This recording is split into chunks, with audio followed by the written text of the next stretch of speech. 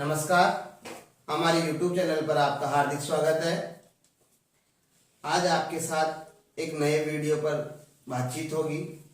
इस वीडियो में हम जानेंगे कि जिन महिलाओं को अपनी डिलीवरी नॉर्मल करवानी है वो योग और प्राकृतिक चिकित्सा का कैसे, गर्भवती महिला को किसी भी प्रकार की समस्या ना हो और इसी के साथ साथ वो अपना जो प्रसव है नॉर्मल हो सके। हम बात करेंगे इस वीडियो में कि गर्भवती महिला के चांसेस उस रूप में बढ़ जाएं कि उनकी नॉर्मल डिलीवरी हो। इसी के साथ साथ इस वीडियो में हम पूरे योग शास्त्र के जो 5 आयाम हैं जिसे पंचकोश कहा जाता है उसके ऊपर बातचीत करते हुए हम पूरी जानकारी लेंगे। गर्भ अवस्था के दौरान क्या उपचार ले सकते हैं जिससे कि बच्चा हमारा नॉर्मल डिलीवरी से हो, या कभी कभार ऐसा होता है कि जब हम जांच करवाते हैं तो पता चलता है कि बच्चा उल्टा होता है। तो धीरे धीरे प्रक्रिया है कि वो सीधा उस समस्या में आए नहीं, उसकी संभावनाएं कम से कम हो जाए, इसके लिए आज हम बात करेंगे। तो बात कर रहे हैं हम हमारे शरीर में पंचकोश का विशेष महत्व है। ये पंचकोश है अन्नमय कोश, प्राणमय कोश, मनोमय कोश, विज्ञानमय कोश और आनंदमय कोश। इन 5 कोशों के दौरान हम पूरे उपचार और इसकी जानकारी लेंगे कि गर्भ अवस्था में इन कोशों का कैसे उपयोग किया जाए और इन कोशों को कैसे स्वस्थ रखा जाए।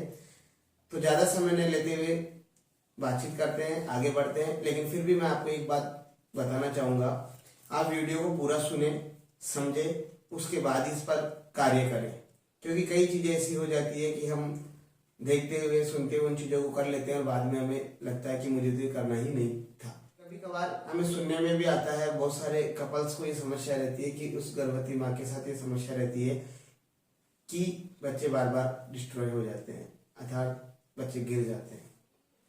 इस स्थिति से बचने के लिए डॉक्टर उन्हें सलाह देते हैं कि वो अधिक से अधिक आराम करें, किसी भी प्रकार का ऐसा कार्य या बहुत ज़्यादा चलना फिरना या वजन उठाने की समस्या ना करें, अपने साथ वजन ना उठाएं, क्योंकि इससे पेट पर दबाव आकर और गर्भपात हो जाता है, बच्चा डिस्ट्रॉय हो जाता है। तो जिन महिलाओं को ऐसी समस्या है तो वो डॉक्टर की सलाह के अनुसार केवल अपने बेड पर ही नॉर्मल एक्सरसाइज करें। और आगे हम जो बताएंगे कि उसमें आपको प्राणमय कोश और अन्य चीज़ों को सहारा ले ताकि आप उस समस्या से निजात पा सके। तो चलिए बात करते हैं अन्नमय कोश की। अन्नमय कोश में हमारा आहार आता है जिसे हम कहते हैं क्या खाना है क्या नहीं खाना। डाइट थेरेपी अन्नमय कोश का एक भाग है जिसमें हम बात कर रहे हैं पथ्य की। पथ्य मतलब किन चीज़ों का हमें भोजन करना है। तो सभी गर्भवती महिलाओं को सबसे ज़्यादा कैल्शियम युक्त, प्रोटीन युक्त और जो भोजन सुपाच्य है, जो जल्दी पच जाता है, उसका उपयोग अधिक करना चाहिए। इसी के साथ साथ उनके शरीर में आयरन की कमी ना हो, इसके लिए आयरन भरपूर होना चाहिए। और ओमेगा 3 का भी इस्तेमाल करना चाहिए, क्योंकि ओमेगा 3 आपके बच्चे के मस्तिष्क के लिए बहुत ज़्यादा उपयोगी है। तो इन चीज़ों का आप उपयोग करें। हरी सब्जियां खाएं, दालें लें, दूध लें और जो फ्रूट्स है उसका भी उपयोग करें। अन्नमय कोश के अंदर जो अपथ्य है उसमें हम बताएंगे किस प्रकार के फ्रूट और किस प्रकार का भोजन नहीं लेना है। लेकिन सादा और सरल भाषा में ये कहा जा सकता है कि आहार में जो पथ्य है, जिन चीज़ों को हमें लेना है, वो सरल, पचने वाली और किसी भी प्रकार से हमें और कोई समस्या पैदा ना करने वाली चीज़ों का हमें उपयोग करना चाहिए। अब हम बात कर लेते हैं अपथ्य पर, क्या चीज़ें हमें नहीं खानी है।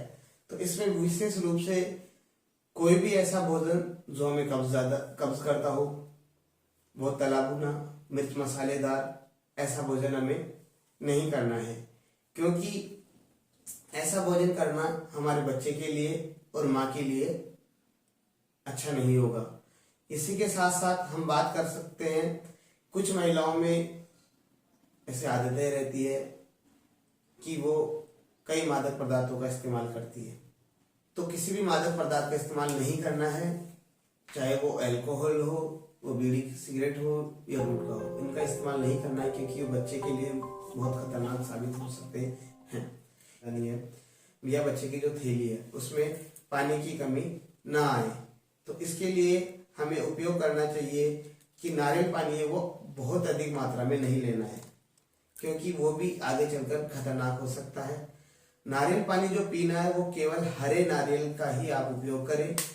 इसी के साथ साथ आप उपयोग करें 1 गिलास नारियल पानी, एक दिन का 1 गिलास नारियल पानी, उससे ज्यादा नारियल पानी का उपयोग ना करें। क्योंकि जब हम मिलते हैं, काफी लोगों से बातचीत होती है, काफी महिलाओं से बातचीत होती है, या जब डिलीवरी पूर्ण हो जाती है तो उसके बाद समस्या आती है कि उनके पेट में अक्सर दर्द बना रहता है, उनके फेफड़ों की तरफ ठंड का महसूस होना, उनको हमेशा कब्ज की शिकायत ज्यादा रहना, ऐसी समस्याओं का हमें सामना करने को मिलता है और उनसे बात करने पर हमें कुछ चीजें सुनने को मिलती है।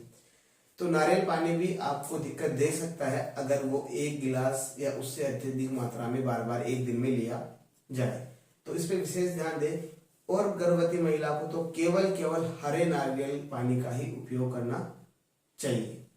चलिए, अन्नमय कोश में हमने पथ्य और अपथ्य को जाना है, इसमें अब हम यौगिक क्रिया को जानेंगे, जिसे हम षटकर्मा कहते हैं। तो इसमें किस प्रकार की क्रिया हम का अभ्यास करें, तो सबसे ज्यादा जो लाभकारी क्रिया है वो हो सकती है गर्भवती महिलाओं के लिए त्राटक क्रिया और नस्य क्रिया। नस्य क्रिया में नाक में गाय का घी, अणु तेल का उपयोग करें ताकि मस्तिष्क शांत रहे और किसी प्रकार के चिंता तनाव ना आए। इसी के साथ साथ जलनेति क्रिया भी लाभकारी हो सकती है, लेकिन जब जलनेति क्रिया करें आप तो सरल पात्र से करें। इसका उपयोग अगर आपने पहले किया, इस क्रिया को अगर आपने पहले किया है तभी आप इसको गर्भावस्था के दौरान करें, या आप इसमें करने में पूर्ण है तो आप इसको करें।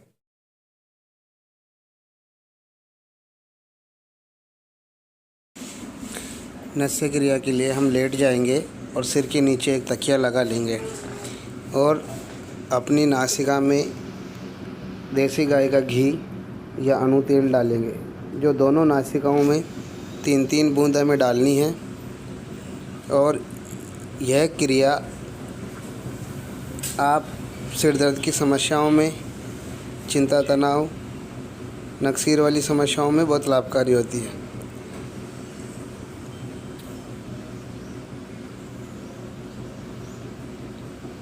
दोनों नासिकाओं में डालने के बाद दोनों नासिकाओं को हल्के हल्के से हिलाते हुए मसाज करनी है।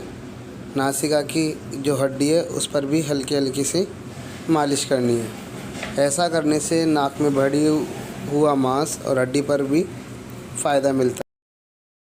तो जलनेति के लिए मार्केट में अलग अलग प्रकार के अलग रूप से पात्र अवेलेबल है, इंस्ट्रूमेंट अवेलेबल है। ये छोटा जलनेति का पात्र है। करना क्या है, गुनगुना पानी डालना है, थोड़ा सा सेंधा नमक डालना है, और उसके बाद आगे जो किस क्रिया को करना है आपको आगे वीडियो में दिखा दिया जाएगा। इसके बाद ये इंस्ट्रूमेंट भी मार्केट में अवेलेबल है। ये इससे थोड़ा जल इसमें अधिक आता है, करने में थोड़ी इससे अच्छी सरलता से अच्छे से हो जाता है। और एक बहुत ही अच्छा जो इंस्ट्रूमेंट है जिसे आप ऑनलाइन खरीद सकते हैं, अगर आपको बाजार में आसपास उपलब्ध ना हो तो आप इसे ऑनलाइन खरीद सकते हैं। इसे नेजल वॉश बोतल के नाम से आप ऑनलाइन वेबसाइट से खरीद सकते हैं। इसमें खास बात है, आप इसमें गुनगुना पानी डालिए और आप इसको ऐसे रखिए, कोई पानी नहीं गिरेगा। जब आपको इसको करना है तब यहाँ पर इसमें एक लॉक है, उसको दबाते ही पानी नासिका से आ जाएगा। ये करने इस पात्र से करने से सरलता से पानी बाहर आता है, जलनेति क्रिया सरल हो जाती है। तो हम आपको जो अभ्यास है इसी से दिखाएंगे।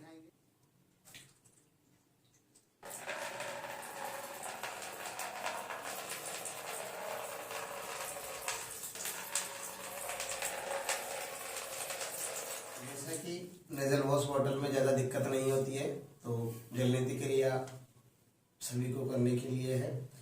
जलनेति क्रिया करने से गर्दन से ऊपर की सारी समस्याओं में लाभ मिलता है।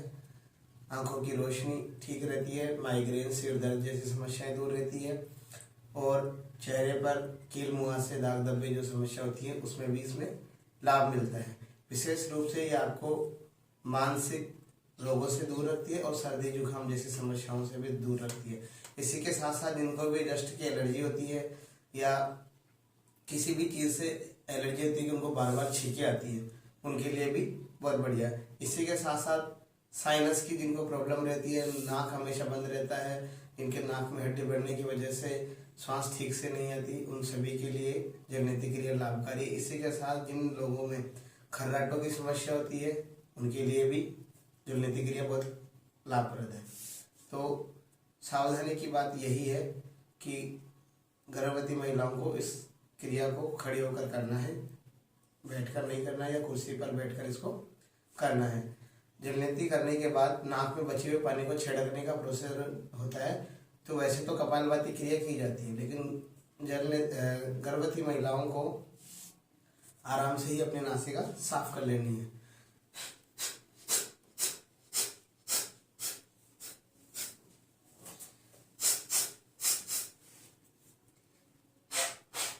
प्रकार से अपनी नासिका को साफ। रात्रि में तराटक का उपयोग कर सकते हैं।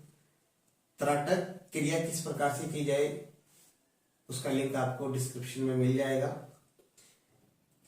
इसी के साथ साथ अत्यधिक मात्रा में पानी पिए, पानी को हर बार सिप सिप करके पिए। कम से कम प्रेगनेंसी के दौरान आपको 15 गिलास से कम पानी नहीं पीना है, उससे अत्यधिक पानी तो आपको पीना ही है। तो यह हमारा यहाँ पर षटकर्म क्लियर हो जाता है। इसी के साथ आगे जो अन्नमय कोश है उसमें बात करते हैं आसनों की, कि हमें किन किन प्रकार के आसन हमें करने चाहिए। तो वैसे तो व्यायाम के दौरान गर्भवती महिला को ये जितने भी आसन करने हैं ये सभी के सभी 3 महीने के बाद में शुरू करने हैं, अर्थात चौथे महीने से और उससे आगे से इन अभ्यासों को करना है। लेकिन जब उनको पता चलता है, जब उनको खुशी होती है कि वो प्रेग्नेंट हो गए, तो वहां से हम सावधानी बरतना शुरू कर देते हैं। और इस चीज पर भी हमारा ध्यान होता है कि नॉर्मल डिलीवरी हो, ज्यादा से ज्यादा उस तरफ पूरे परिवार का, महिला का ध्यान होता है कि कैसे भी करके उनकी डिलीवरी नॉर्मल होनी चाहिए। लेकिन गर्भवती महिला को कभी भी पपीते का इस्तेमाल नहीं करना है। इसी के साथ साथ गर्म पानी का उपयोग भी नहीं करना है। तो जो चीजें गर्म है उनका उपयोग नहीं करना है, इसका विशेष ध्यान दें।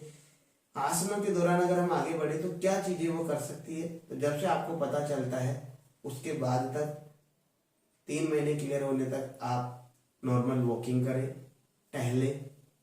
सामान्य रूप से अगर आप कर सकते हैं तो चक्की चालन आसन का आप करें।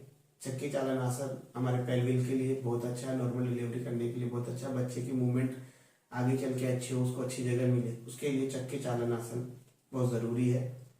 इसी के साथ साथ आप सामान्य ब्रीदिंग की क्रियाएं कर सकते हैं और टहल सकते हैं। इन चीज़ों का उपयोग आप 3 महीने तक करें। 3 महीने के बाद आगे बताए जाने वाले आसनों का आप अभ्यास करें और हल्के व्यायाम भी आप इसमें कर सकते हैं। तो चलिए बात करते हैं अन्नमय कोश में आसनों के बारे में। तो इसमें जो आसन आ जाते हैं, आप खड़े होकर, बैठकर, लेटकर कर सकते हैं। केवल आपको पेट के बल लेटकर कोई भी आसन नहीं करना है। ऐसे किसी भी पोजीशन को नहीं लेना है जो बच्चे के ऊपर और आपके पेट के ऊपर दबाव देता हो। तो चलिए खड़े होकर करने वाले आसनों में है ताड़ासन, कोणासन, त्रिकोणासन, वीरभद्रासन, सुखासन, बटरफ्लाई आसन जिसे तितली आसन भी बोलते हैं, और बद्ध कोणासन, त्रिकोण पश्चिमोत्तानासन, मंजीरासन जिसे केट काउ पोज भी कहा जाता है, और वज्रासन। अगर आप सरलता से कर सकते हैं तो वज्रासन करें। विपरीत करणी और रिलैक्स के लिए शवासन। इन आसनों का आप उपयोग करें, इन आसनों का आप अभ्यास करें। इससे तो अब हम बात कर रहे हैं अन्नमय कोश के अंदर आसनों की। जो आसन है खड़े होकर करने वाले, बैठकर करने वाले और कमर को ताकत देने वाले, और कुछ आसन पीठ के बल लेटकर किए जाने वाले आसन है। अगर जैसा कि हमने आपको वीडियो में बताया, कुछ कुछ महिलाओं को ऐसी समस्या रहती है कि गर्भपात बार बार हो जाता है, तो उस समस्या में उनको ये आसन नहीं करने हैं, या जो आसन वो बैठकर आराम से कर सकते हैं पलंग पर, जब डॉक्टर ने जैसा भी बताया कि लेटकर, तो जो आसन आपको लगे उन आसनों का आप अभ्यास करें। तो चलिए आसन का अभ्यास करते हैं, देखते हैं कि आसन आपको खड़े होकर करने के लिए, बस आप इस चीज का विशेष ध्यान रखिए, किसी भी आसन में किसी भी प्रकार का दबाव खिंचाव नहीं लेना है। तो आप सबसे पहले करें ताड़ासन का अभ्यास। ये करना कैसे है, श्वास लेंगे, धीरे धीरे हाथों को ऊपर उठाएंगे, रिलैक्स करेंगे, हाथों को टर्न करेंगे। अब इनहेल करते हुए श्वास भरते हुए हाथों को ऊपर उठाएंगे, पूरा कान से सटाएंगे और अपने आप को ऊपर खींचेंगे। अगर आप सरलता से कर सकते हैं तो अपनी एडी भी ऊपर कर लें और रोके कुछ देर के लिए। इस आसन को कहते हैं ताड़ासन। धीरे धीरे पैर नीचे करें, एडिया नीचे करें, श्वास छोड़ते हुए हाथों को नीचे लाएं, हथेली का रुख नीचे करें और पूर्ण रूप से नीचे ले आए।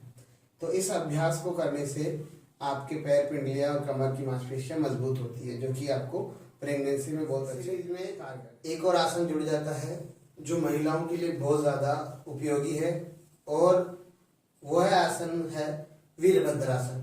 वीरभद्रासन से पेल्विक की पूरी एक्सरसाइज हो जाती है, और डिलीवरी के दौरान जो दर्द होता है, अगर इस आसन को लगातार किया जाए तो दर्द में थोड़ी कमी भी रहती है और उसको सहन करने की क्षमता बढ़ जाती है। इसी के साथ साथ यह आसन कमर के लिए, पीठ के लिए, हाथों के लिए बहुत अच्छे लाभकारी है। इसको करने से ब्लड सर्कुलेशन भी मांसपेशियां और पेल्विक और थाइज के आसपास बहुत अच्छे से हो जाता है। ब्लड सर्कुलेशन जब अच्छा होता है तो पैरों का दर्द होना, पैरों में सूजन आना, ऐसी समस्याओं से भी निजात मिलता है। तो आइए देखते हैं। दोनों पैरों में फासला रखेंगे, थोड़ा श्वास लेते हुए धीरे धीरे हाथ को ऊपर उठाएंगे, श्वास छोड़ते हुए आप थोड़ा सा नीचे झुकिए, पीछे की तरफ झुकिए, धीरे से वापस आ जाएं। इसी अभ्यास को दूसरी तरफ से करेंगे। अगर आप इतना नहीं रुक सकते हैं तो आप घुटना भी नीचे रोक कर सकते हैं। वो अभ्यास हम आपको अभी इसके दौरान दिखाते हैं। आप इस तरीके से सरलता से अगर आप कर सकते हैं तो ऐसे भी करें, श्वास लेते हुए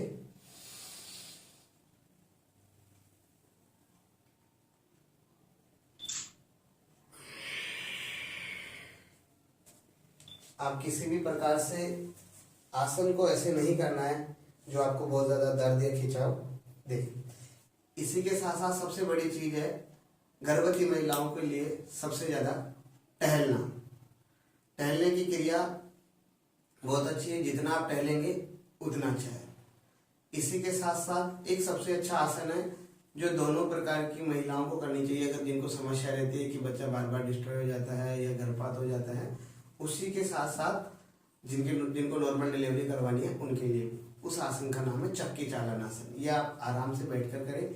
कोई भी अभ्यास जब आप करेंगे तो खाली पेट करेंगे या बिल्कुल लाइट नाश्ते के बाद भी किया जा सकता है, लेकिन खाली पेट करके आसन करेंगे तो अच्छा लाभ होगा। कभी भी खाना खाने के बाद किसी भी प्रकार से व्यायाम और आसन ना करें। चक्की चालन का अभ्यास दोनों पैरों को, अगर आप आराम इस प्रकार से नहीं बैठ सकते, अगर आपकी पीठ में दर्द होता है तो आप इसको बेड पर कर सकते हैं या दीवार के सहारे से पीछे तकिया लगा कर भी आप इस अभ्यास को कर सकते हैं। अगर आप दीवार के सहारे सहारा लेकर करेंगे तो पैरों को जितना आराम से आप खोल सकते हैं खोलें। श्वास लेते हाथों को ऊपर रखिए, सामान्य श्वास के बाद आगे की तरफ जाएं। जिस प्रकार से हम चक्की चलाते हैं उस प्रकार का अभ्यास करें। इसे क्लॉकवाइज और एंटी क्लॉकवाइज दोनों तरफ से करें।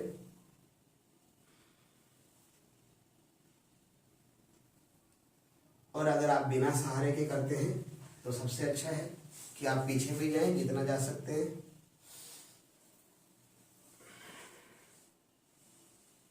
यह आसन जिसका नाम है चक्की चालन, ये दोनों तरफ से करना है। कम से कम 10-10 राउंड हम सभी को करना है। और यही एक अकेला आसन है जिसकी वजह से नॉर्मल डिलीवरी के चांसेस बढ़ जाते हैं और बच्चे के जन्म के समय दर्द जो होता है उसको सहन करने की क्षमता भी दी जाती है। पुराने जमाने के लोगों के साथ या बुजुर्गों के साथ या हमारे माताएं हैं, उनके टाइम पर चक्की वो घर पर ही चलाया करते थे, सुबह आटा पीसा करते थे। इसकी वजह से उनका पेल्विक और गर्भाशय के आसपास की जो मांसपेशियां हैं वो मजबूत हुआ करती थी, इसलिए उन्होंने कभी भी सिजेरियन डिलीवरी उनकी होती ही नहीं थी, नॉर्मल डिलीवरी और घर पर ही डिलीवरी हो जाया करती थी। उसका सबसे बड़ा राज है कि वो घर का कामकाज खुद करते थे। और ये चक्की जो चालन आसन को जो दिया गया है, हकीकत में चक्की से ही लिया गया है कि जो चक्की चलाई जाती है उसी से।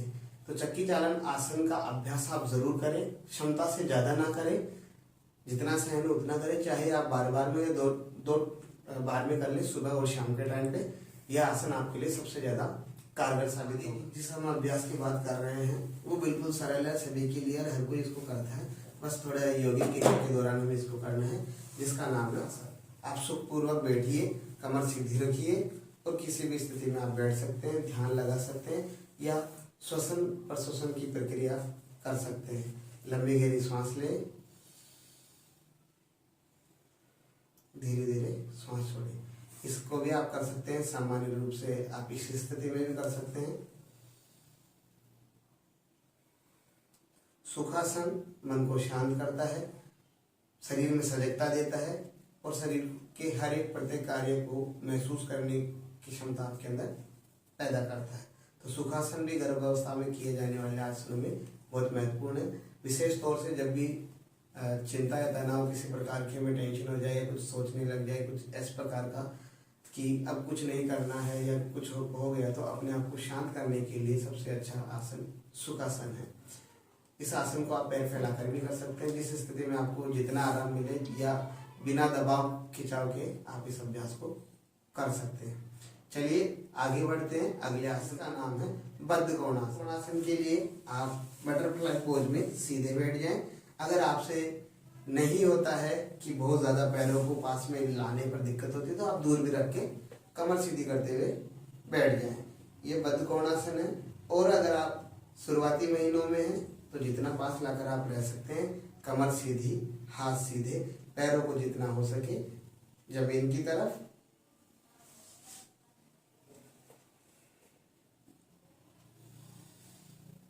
गहरी लंबी सांस के साथ ध्यान लगाएं, धीरे धीरे सांस छोड़ें, रोके। बद्ध कोणासन आपको लंबी गहरी सांस जब आप लेंगे तो महसूस करेंगे आपके स्पाइनल कॉर्ड पर अच्छी स्ट्रेच जो हो रहा है, खिंचाव जो हो रहा है, उसको महसूस करवाएगा। इसी के साथ साथ गर्भ की जो मांसपेशियां इंटरनल, वहां पर लाभ देगा। और इस आसन का लाभ आपको सूजन संबंधी जो समस्या होती है, बहुत ज्यादा महिलाओं में कि सूजन की समस्या हो जाती है, पैरों में सूजन आ जाती है, उसमें भी बहुत अच्छा। आपने वाले आसनों में अगला जो आसन है वह भी नॉर्मल डिलीवरी के लिए बहुत ज्यादा महत्वपूर्ण है। जिस प्रकार से चक्की चालन आसन था, यहाँ पर इसका नाम है तितली आसन अर्थात बटरफ्लाई पोज। बटरफ्लाई पोज अगर आप कर सकते हैं, आराम से कर सकते हैं, इसमें किसी प्रकार की समस्या अगर आपको नहीं होती है तो आप इसका अभ्यास जरूर करें, रोजाना करें, जो आपके लिए बहुत ज्यादा कारगर सिद्ध होगा। बटरफ्लाई पोज के लिए दोनों पैरों को पास पास ले लें। जिस प्रकार से हमने बद्ध कोणासन किया था उसी प्रकार से है, केवल अब हम इसमें पैरों को तितली के पंखों की तरह ऊपर नीचे चलाएंगे और कमर सीधी रखेंगे। इस अभ्यास को हम जितना कर सकते हैं उतना बहुत अच्छा रहेगा। यह भी आपके पेल्विक के लिए बहुत अच्छा है। और गर्भ के दौरान जो दर्द होता है, जो मांसपेशियों में खिंचाव आता है, उसके लिए भी अच्छा है कि वो क्षमता आपको, ये ताकत आपको देगा। और विशेष रूप से कमर सीधे रखते हुए इस आसन का अभ्यास करना है। जिस प्रकार से आपको पहले भी बता दिया गया है, कोई भी आसन अपनी क्षमता से परे जाकर और अधिक ना करें। आप किसी भी आसन को अपनी सरलता के अनुसार करें। आप पलंग पर कर सकते हैं, पीछे सहारा लेकर कर सकते हैं। अगर आप सामान्य रूप से डेली करते हैं तो कर सकते हैं, बहुत अच्छा है। यह जो सीरीज है योग अभ्यास की, ये उन सभी महिलाओं के लिए भी बहुत ज्यादा लाभदायक है जो आगे चलकर गर्भवती बनना चाहती है, क्योंकि अभी से अगर इसका अभ्यास करेंगे तो मांसपेशियां मजबूत हो जाएगी, ब्लड सर्कुलेशन अच्छा हो जाएगा और सभी अंगों की अच्छी एक्सरसाइज की वजह से बाद में समस्या नहीं आएगी। और ये सारे आसन महिलाओं के लिए विशेष रूप से इसलिए भी जरूरी हो जाते हैं कि यही आसन लगभग मासिक धर्म की जो समस्याएं होती है पीरियड्स की, उनमें भी बहुत ज्यादा लाभकारक है। चलिए आगे बढ़ते हैं। अगले आसन की तिर्यक पश्चिमोत्तानासन। पश्चिमोत्तानासन में हम आगे की तरफ झुकते हैं, लेकिन ये तिर्यक है तो हम इसमें साइड में झुकेंगे। सिर्फ आप इस तरह से ध्यान दें, अगर आपका पेट जो है जिस प्रकार से जिस महीने के अकॉर्डिंग वो साइज में है तो आपको उतना ही झुकना है। किसी भी प्रकार से पेट पर कोई भी दबाव नहीं। हाथों का सहारा लेंगे, पैरों को थोड़ा सा फैला देंगे, अपने हाथों को घुटने पर रखेंगे। यह क्रिया दोनों तरफ से करनी है, एक बार राइट साइड की तरफ से, दूसरी बार लेफ्ट साइड की तरफ से। अभ्यास को ध्यान से समझें। श्वास लेते हुए हाथ को ऊपर उठाना है, पूरी श्वास भरें, खींचे अपने आप को, श्वास छोड़ते हुए आगे की तरफ जाएं और पैरों को पकड़ने की कोशिश करें, पैर का अंगूठा पकड़ने की कोशिश करें। अगर आपको खिंचाव या दबाव ज्यादा लगता है तो आप ऊपर ही रुक जाएं। साइड के खिंचाव को महसूस करें, दूसरे हाथ की कोहनी से सपोर्ट लें अपना और धीरे धीरे श्वास छोड़ते हुए हाथ को नीचे ले आए। इस प्रकार से पश्चिमोत्तानासन का अभ्यास। आसन की तरफ बढ़ते हैं जिसका नाम है मंजीर आसन अर्थात कैट काउ पोज। तो इसके लिए हम घुटनों के बल आ जाएंगे, हाथों का सहारा लेंगे। कैट काउ पोज भी गर्भवती महिलाओं के लिए बहुत ज्यादा लाभदायक है, क्योंकि इससे स्पाइनल कॉर्ड की एक्सरसाइज बहुत अच्छे से हो जाती है और आपकी कमर की भी बहुत अच्छी एक्सरसाइज हो जाती है। देखिए कैसे करना है। सावधानी पूर्वक आपको इस पोजीशन पे आ जाना है।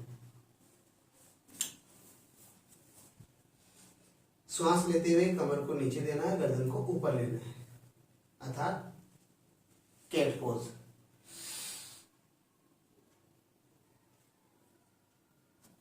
आराम से श्वास छोड़ते हुए गर्दन नीचे करें, चिन तक ले जाएं और शोल्डर्स के हिस्से को ऊपर करें। Cow pose.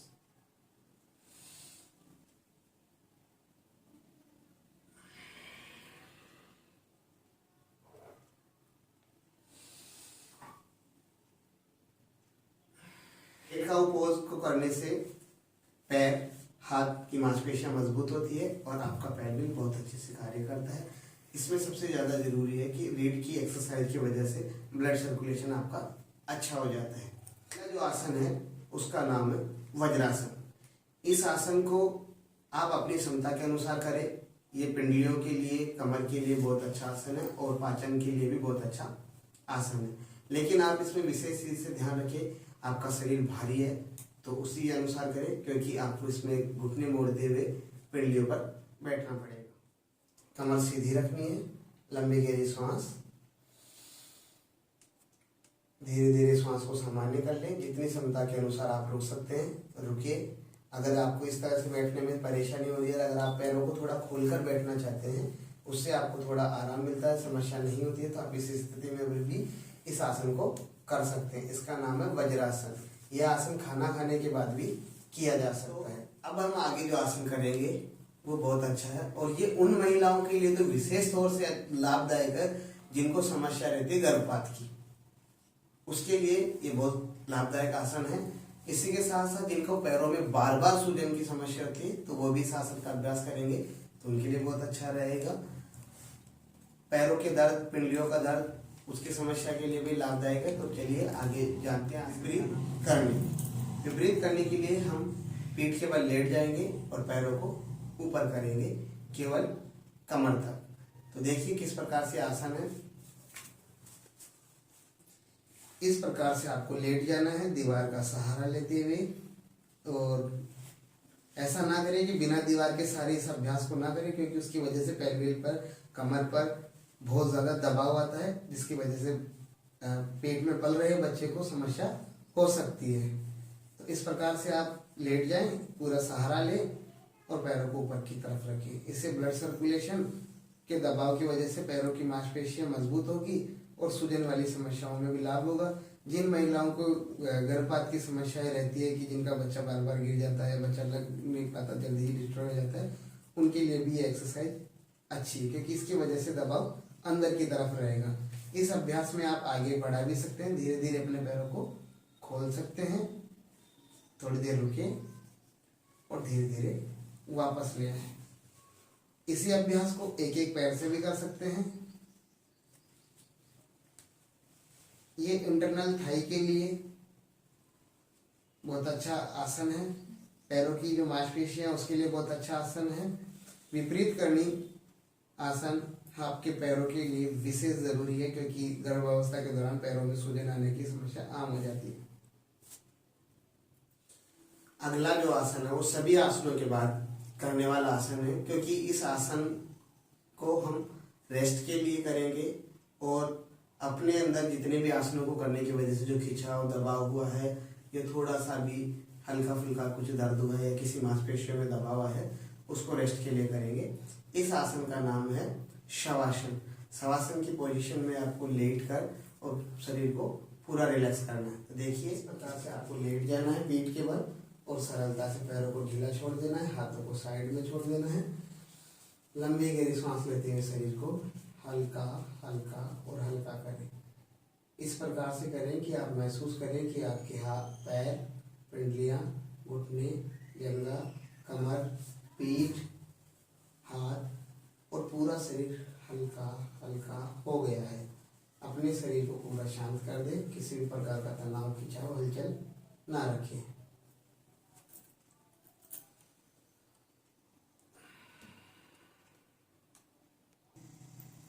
इस आसन को करें। ये आसन सभी आसनों में सावधानी रखनी है कि जो भी आसन करें उसको अपने अनुसार करें, किसी दूसरे को देखते हुए ना करें और अपनी क्षमता से परे जाकर आप गहरी लंबी सांस का अभ्यास करें। जितनी ज़्यादा लें आपके लिए और आपके बच्चों के लिए। आपने जाना कि अन्नमय कोश किस प्रकार से सहायता देता है, तो यहाँ पर हमारा अन्नमय कोश कंप्लीट होता है। तो जैसा कि हमने जाना था कि 5 कोश है, उस 5 कोश में से अगला जो कोश है वो आ जाता है प्राणमय कोश। जैसा कि नाम से पता चल रहा है कि इसमें सबसे ज्यादा बातचीत प्राण से संबंधित होगी। मतलब हम लोगों को जो ज्यादा से ज्यादा ऑक्सीजन संबंधित क्रियाओं पर ध्यान देना है। गर्भवती महिला को, क्योंकि गर्भवती महिला के जो प्लेसेंटा है, जो नाल है, उसी से बच्चे को भोजन और सब चीजें उसी से उपलब्ध होती है। तो प्राणमय कोश में प्राणायाम, बंद और मुद्राएं आती है, लेकिन बंद तो महिला इस स्थिति में ना लगाए तो अच्छा है। और अब हम बात कर लेते हैं कि प्राणायाम में कौन कौन से प्राणायाम गर्भवती महिला के लिए उपयोगी है। जैसे भी आप इन अभ्यास को करें, आसनों को या प्राणायाम को, तो आप विशेष चीज का ध्यान रखें कि केवल आप जितने जिस तरीके से कर सकते हैं उस तरीके से करें। हो सकता है कि जो भी आप वीडियो देखेंगे, जो भी आप क्रिया देखेंगे, जो करने वाला है वो किस पोजीशन पे बैठा है, कैसा बैठा है, उस पर विशेष ध्यान नहीं देना है। आपको अपनी सरलता के अनुसार ही बैठना है। अगर आप प्राणायाम करने के लिए आपको लगता है कि आप किसी सुखासन की स्थिति में नहीं बैठ पा रहे हैं या आप ठीक से नहीं बैठ पा रहे हैं, तो आप पीछे तकिया लगाकर दीवार का सहारा लेकर पैरों को सामने रखकर अपने बेड पर भी कर सकते हैं। पर ध्यान रखिए, शुद्ध ताजा हवा आपको मिले, खिड़कियां खुली हुई हो, वातावरण ठंडा हो, शांत हो, सुबह सुबह का वातावरण हो। और कुछ इंडोर प्लांट्स आप रख सकते हैं, जिसमें मनी प्लांट हो गया, स्नेक प्लांट हो गया, जो ऑक्सीजन बहुत ज़्यादा रिड्यूस करते हैं। वैसे प्लांट भी आप अपने कमरे में लगाकर, घर पे लगाकर भी आप कर सकते हैं। तो यहाँ पर हमारा इसी के साथ साथ प्राणायाम में आप करें अनुलोम विलोम प्राणायाम, जो कि नाड़ी शोधन प्राणायाम के रूप में जाना जाता है। ज्ञान ध्यान मुद्रा में बैठ जाएं। पैरों की स्थिति आप अपने अनुसार सुखासन में रख सकते हैं, अर्ध पद्मासन में रख सकते हैं, पद्मासन में रख सकते हैं, और किसी प्रकार से खिंचाव दबाव ना लें। मुद्रा आप ध्यान मुद्रा लगा लीजिए। दूसरे हाथ से, राइट हैंड से, राइट नासिका को बंद करेंगे, धीरे धीरे सांस लेंगे। इनहेल,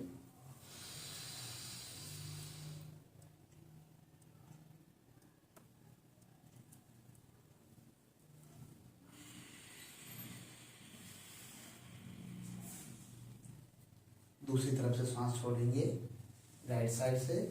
अब राइट साइड से सांस लेंगे, इनहेल करेंगे,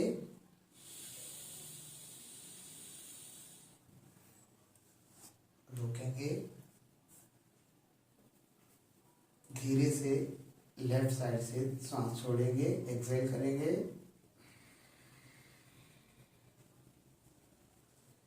इस प्राणायाम को आप कम से कम 10-10 बार करें। चिंता, तनाव की समस्या को दूर करता है, आपके शरीर में ऑक्सीजन लेवल बढ़ाता है, आपके बच्चे के लिए और आपके लिए बहुत अच्छा कारगर है। ये नई कोशिकाओं के निर्माण के लिए भी सहायक है, क्योंकि ऑक्सीजन लेवल बहुत अच्छे से बढ़ने पर इसी के साथ साथ जिनको बीपी अप एंड डाउन की समस्या रहती है उनके लिए भी अच्छा है, और जो अधिकतर स्ट्रेस में रहते हैं उनके लिए प्राणायाम सबसे ज़्यादा लाभदायक है। जिस प्रकार से हमने आपको पहले वीडियो में बता दिया है कि कई महिलाएं ऐसी होती है जो आसन नहीं कर सकती, तो वो प्राणायाम पूर्ण रूप से कर सकती है। तो आप इस प्राणायाम का लाभ लें और अपने आप को उस प्रकार से प्रिपेयर करें कि आप अपनी डिलीवरी नॉर्मल रूप से और बिना किसी समस्या के करवा सकें, और अपने मन मस्तिष्क को स्वस्थ रखें। और चिंता अभ्यास में प्राणायाम में आप अभ्यास करें भ्रामरी प्राणायाम का, क्योंकि भ्रामरी प्राणायाम तो विशेष रूप से मस्तिष्क के लिए, आपके लिए और आपके बच्चे के लिए बहुत अच्छा है। तो भ्रामरी प्राणायाम का अभ्यास करें, कमर सीधी रखिए। आप किसी भी स्थिति में सुखासन की स्थिति में, सुखपूर्वक स्थिति में बैठकर इसका अभ्यास कर सकते हैं। दोनों अंगूठों से हल्के से कानों को बंद करेंगे, तीनों उंगलियों से आंखों पर करते हुए भुवों पर ले जाएंगे और छोटी उंगली से नासिका पर रखेंगे। लंबी गहरी सांस लेंगे और उसको भंवरे की तरह आवाज छोड़ने की कोशिश करेंगे। उसकी जो वाइब्रेशन है उसे महसूस करेंगे। तो देखिए किस प्रकार से करना है।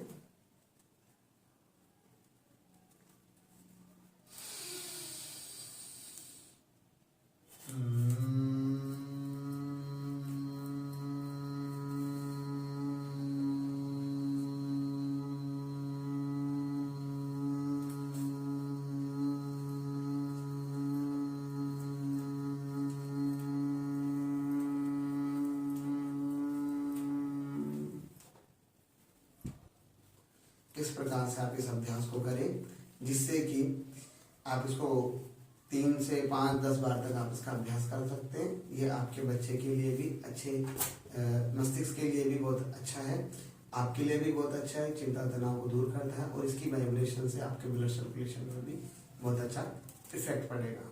तो इस प्रकार से प्राणमय कोष में ये प्राणायाम आपके लिए विशेष रूप से आ जाते हैं। इसके अलावा अगर आपको गर्मी की शिकायत है तो आप शीतली और शीतकारी का भी अभ्यास कर सकते हैं। शीतली के लिए आप यह प्राणायाम केवल गर्मी की ऋतु में करें, या जिनको गर्मी की समस्या है वही करें। सर्दी की ऋतु में इस प्राणायाम को नहीं करना, क्योंकि इसकी वजह से आपको जुकाम वगैरह की समस्याएं हो सकती है।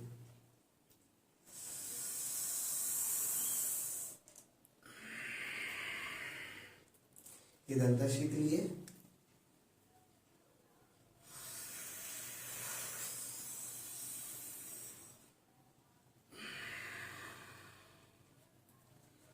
मुंह से श्वास लेना है और नासिका से छोड़ना है। इससे आपके शरीर में गर्मी की शिकायत दूर होती है और ठंडक बढ़ने लगती है। तो विशेष रूप से तो भ्रामरी प्राणायाम, अनुलोम विलोम जिसे नाड़ी शोधन कहते हैं, और डीप ब्रीदिंग, ये 3 ही आप ज्यादा करें, ये ज्यादा कारगर है। तो इसमें हमारा मनोमय कोष, प्राणमय कोष कंप्लीट हो जाता है। आगे हम बात कर रहे हैं मनोमय कोष की। मनोमय कोष में आ जाता है IRT, QRT, DRT, ओम चैंटिंग। तो सबसे अच्छा है कि आप जब भी थके तो अपने आप को IRT, QRT से रिलैक्स कर लें। लेट जाएं, अपने पैरों को, हाथों को, सबको धीरे धीरे हल्का करें, खिंचाव दें और एक साथ छोड़ दें। फिर भी QRT का अभ्यास उस महीने में ना करें जिस महीने में आपके पेट में 5वें महीने के बाद जब पेट ज़्यादा उभर जाता है, तो उसके बाद से इसका अभ्यास ना करें। DRT, डीप रिलैक्सेशन का आप अभ्यास करें। आप शवासन की स्थिति में लेट जाएं और अपने पैरों को, हाथों को, सबको धीरे धीरे शांत करें।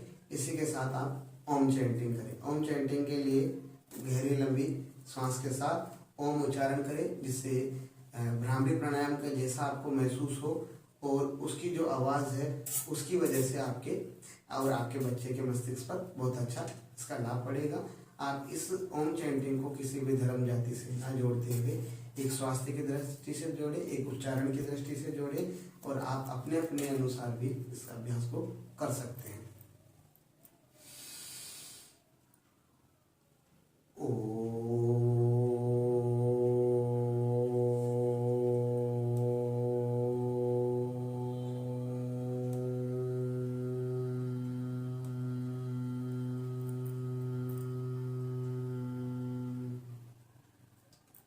इस प्रकार से आप इसको लंबा घेरा कर सकते हैं। तो यहाँ पर हमारा मनोमय कोष भी खत्म होता है।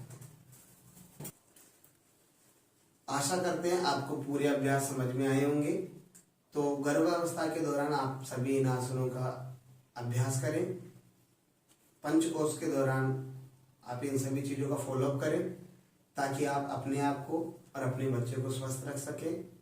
और हम ईश्वर से कामना करेंगे कि जो भी गर्भवती माँ इस वीडियो को देख रही है वो अपने बच्चे को पूर्ण रूप से स्वस्थ और बिना किसी समस्या के उसका जन्म हो, वो उनके जीवन में खुशियाँ लाने वाला हो और जो भी उनके गर्भ में पल रहा है वो सकुशल अपने परिवार के लिए एक आगे समाज को प्रगति देने वाला, एक विचार देने वाला बच्चा बने, बच्चा या बच्ची जो भी बने।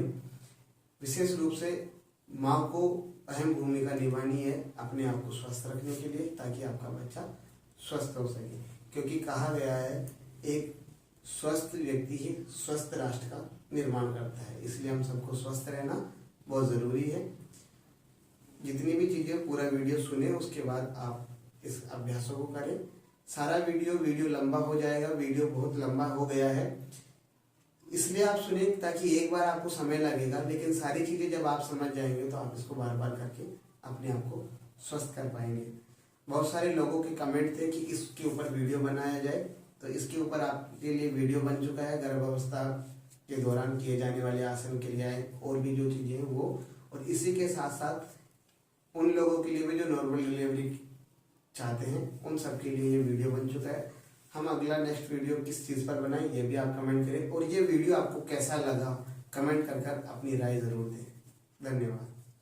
तो अन्नमय कोश, प्राणमय कोश और मनोमय कोश हमने पूरा कर लिया है।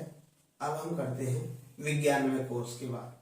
विज्ञानमय कोश जैसे आपको पता चल रहा है कि गर्भवती महिला है तो उसको विज्ञान की जानकारी लेनी है कि बच्चे के लिए किन किन चीज़ें उसके लिए फायदेमंद है और क्या क्या चीज़ें वो उपयोग में लाए जिससे नॉर्मल डिलीवरी भी हो और प्रेगनेंसी सफल और अच्छी हो। इसमें हम बात करेंगे कि विज्ञान में कोर्स में आप अच्छी पुस्तकें पढ़े, ज्ञानवर्धक पुस्तकें पढ़े, ऐसी पुस्तकें पढ़े जो आपके लिए और आपके बच्चे के लिए बहुत उपयोगी हो सकती है। हमारे भारतीय परंपरा में भी गर्भधारण संस्कार है जिसके ऊपर भी पुस्तक लिखी हुई है, उसे भी हम पढ़ सकते हैं। आप ऐसा माहौल बनाएं, अपने आसपास पेड़ पौधों को पालें ताकि आप खुश रह सकें। आप डॉक्टर से कंसल्ट करें, अपने गायनोकोलॉजिस्ट से बातचीत करें और जो भी समस्या है उसके लिए डॉक्टर से मिले। तो इस प्रकार से आपको विज्ञान की जानकारी रखनी है। विज्ञान में कोर्स में आप पुस्तकें पढ़ें, अपने आप उन चीज़ों की जानकारी लें, क्योंकि पुस्तकें पढ़ने की सलाह आपको इसलिए दी जाती है कि 3 महीने के बाद जो चौथा महीना शुरू होता है वहाँ से लेकर आगे 9 महीने तक बच्चे के मस्तिष्क का विकास हो जाता है और बच्चा अपने आप में जो माँ कर रही है उन चीज़ों को वो एक्सेप्ट करता है और मस्तिष्क का विकास बढ़ता है। तो वैसी चीज़ें आप पढ़ें, उनका आप अपने धर्म ग्रंथों का उपयोग कर सकते हैं, वहाँ आप उनको पढ़ सकते हैं। लेकिन सबसे ज़्यादा चीज़ें हैं कि वो चीज़ें पढ़ें जो आपके लिए और आपके बच्चे के लिए उपयोगी है, क्योंकि कहा गया है कि हजारों दोस्तों से ज़्यादा ज़रूरी एक पुस्तक हो सकती है। एक पुस्तक को मित्र बना लिया जाए तो जीवन को बहुत सार्थक रूप में ले जा सकती है।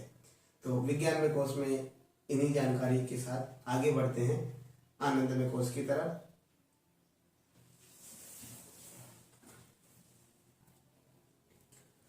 तो अब हम पंच कोशों में आखिरी कोश की बात करते हैं, आनंदमय कोश। जैसा कि शब्द से पता चल रहा है कि इसमें हम ज़्यादा से ज़्यादा आनंद की तरफ बात करेंगे, जो हमारे लिए अच्छा हो, हमारे बच्चे के लिए अच्छा हो और गर्भवती महिला के लिए वो माहौल भी अच्छा हो।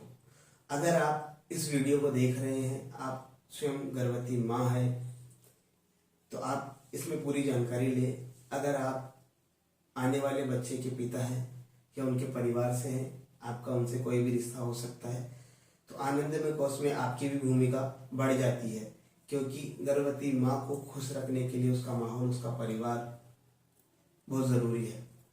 आनंदमय कोश में आप क्या कर सकते हैं, अपनी भूमिका क्या निभा सकते हैं। अगर आप उनके रिश्तेदार हैं, अगर आप उनके परिवार से हैं, तो अपनी गर्भवती जो स्त्री है परिवार में, उस पर जब जब भी बात करें आप तो अच्छी बातें करें, उसे मोटिवेट करें, उनको उन चिंता तनाव से मुक्ति दिलाएं कि हाँ डिलीवरी नॉर्मल होगी, हम पूरी चीज़ों का ख्याल रख रहे हैं, आपका ख्याल रख रहे हैं, तो किसी भी प्रकार से आपको चिंता तनाव नहीं लेना है। इसी के साथ साथ आप उनसे अच्छे से बात करें, उनके साथ अच्छे से पेश आएँ। अगर संभावित हो सकता है तो महीने में या कभी कभी आप उनके लिए कुछ अच्छी चीज़ें करें, कोई छोटा सा गिफ्ट ला दें, कोई टेडी बियर ला दें, या आप उनको किसी हंसते खेलते मुस्कुराते बच्चे की तस्वीर भी दे सकते हैं, या आप ऐसे खिलौने या ऐसी चीज़ें दे सकते हैं, ऐसे वस्त्र दे सकते हैं जो आगामी रूप में आप उसके लिए और उसके बच्चे के लिए उपयोगी होगा। तो ये चीज़ें आनंदमय कोष में आती है, परिवार की बहुत ही महत्वपूर्ण भूमिका हो जाती है, क्योंकि अगर एक गर्भवती महिला अगर तनाव लेगी तो वो बच्चे के लिए भी खतरनाक हो सकता है।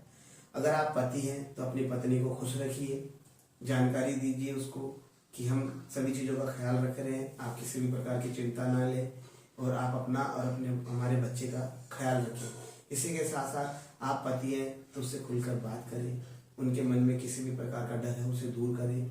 इस प्रेगनेंसी को लेकर जो भी उनके सवाल है तो आप, आपका परिवार, उन चीज़ों को अधिक जानकारी रखने वाले व्यक्ति, उनकी माँ, इसी के साथ साथ आप गायनोकोलॉजिस्ट से या डॉक्टर से सलाह लेकर उनके सभी प्रकार की चिंता तनाव को दूर करने की कोशिश करें।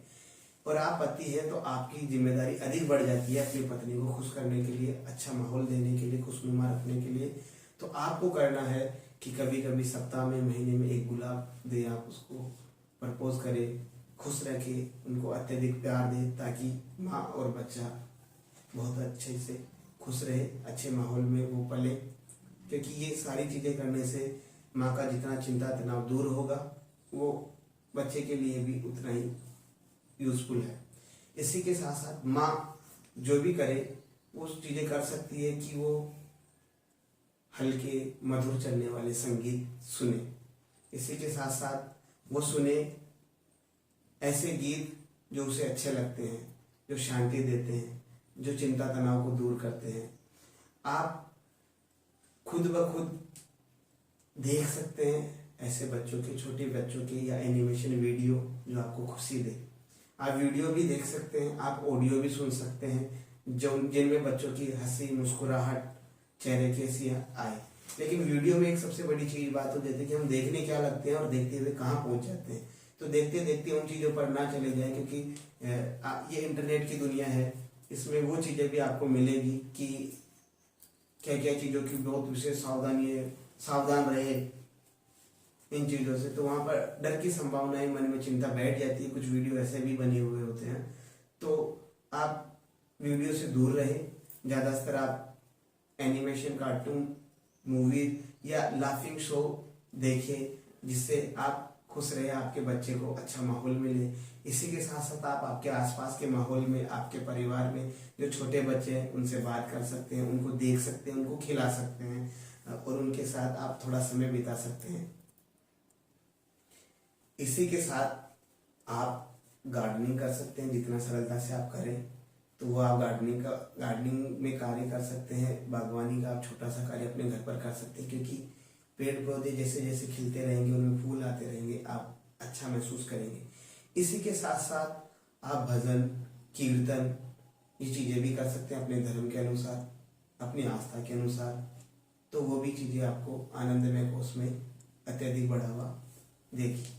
तो इन चीज़ों का ध्यान रखिए। आगे वीडियो में बात कर लेते हैं कि किन किन चीज़ों पर विशेष ध्यान देना है।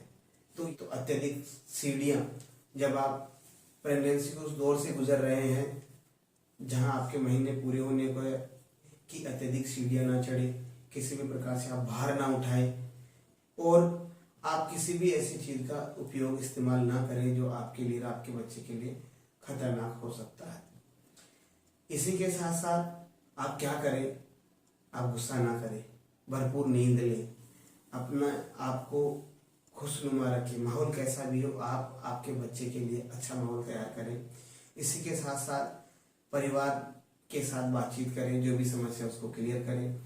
और अगर आप सफ़र पे जाना चाहते हैं तो पूरी सावधानी के साथ जाएं, किसी भी चीज़ का ऐसा ना करें कि हाँ ये मेरे लिए सरल है, आसान है, ये मैं कर सकता हूँ, कर सकती हूँ। तो ऐसा ना करें, क्योंकि गर्भ में पल रहे बच्चे के लिए इस छोटी सी चीज़ भी बहुत बड़ी खतरनाक हो सकती है। आशा है आपको जानकारी पूरी मिली होगी, आपने इस वीडियो में अच्छे से जानकारी ली होगी। किन चीज़ की कमी रह गई है या क्या चीज़ आप अत्यधिक रूप से आपके लिए ज़रूरी है या आप क्या पूछना चाहते हैं, वो हमें कमेंट करके बताएं। ये वीडियो आपको कैसा लगा, इस वीडियो में हमारा एफर्ट कैसा रहा, इन सभी के लिए आप कमेंट करें, हमें मोटिवेट करें, ताकि हम आने वाली सीरीज में अच्छे से अच्छे वीडियो बना सके जो हम सबके लिए उपयोगी हो। तो आप चैनल को सब्सक्राइब कर लीजिए, बेल आइकन को हिट कर लीजिए और इस वीडियो को लाइक कीजिए, आपका प्यार दीजिए, ताकि हमें मोटिवेशन मिले कि हम अत्यधिक वीडियो बनाएं, जानकारी वर्धक वीडियो बनाएं। इसी के साथ धन्यवाद, नमस्कार।